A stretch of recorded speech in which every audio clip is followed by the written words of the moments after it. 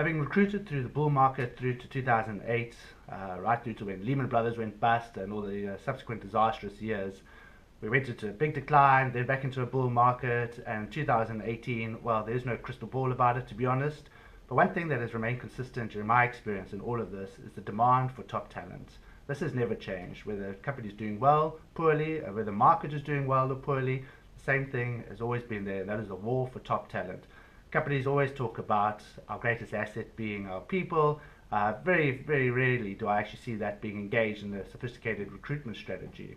And what we find ourselves now is a position where baby boomers are starting to retire, and those gaps in the workplace will have to be filled by Generation X, Gen Y, or Millennials, or whatever we refer to them now.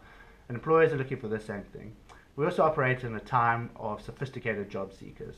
So there's a difference between active and passive candidates. Active candidates are people that clicking apply online or sending their CV proactively, often to multiple parties, multiple employers. The passive candidate, which is the type of person you should be interested in, these are candidates that don't apply to anything. They don't even have a CV, they might not even have a LinkedIn profile, they're quite dismissive of recruiters sometimes, particularly sort of high street recruiters.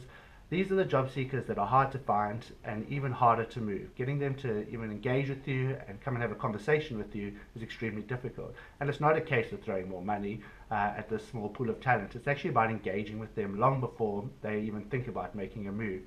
So next time you start considering your recruitment process, first you remember that it can easily take 3 to 6 months to get a great person on board. Secondly, remember that the first engagement with them is critical. If your young HR intern person contacts them with a poorly written email, it's unlikely that that individual will reply at all. But what you should be doing is looking at having recruitment as part of your core strategy in your business. Give those individuals VIP treatment. Have marketing departments involved in your recruitment process. That's right, sophisticated job seekers want to talk to marketing. They want to talk to the brand. They want the brand to talk back to them.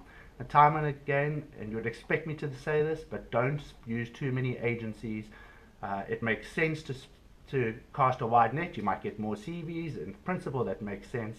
It does not work. In the same way that putting an advert on Gumtree or Careers24, it does not work. All you do is increase the amount of spam that you get.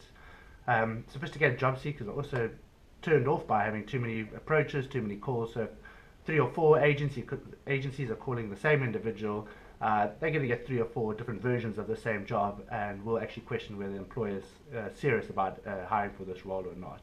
Make sure that your recruitment strategy for 2018 is geared towards sophisticated job seekers, and you will attract great people this year and moving forward.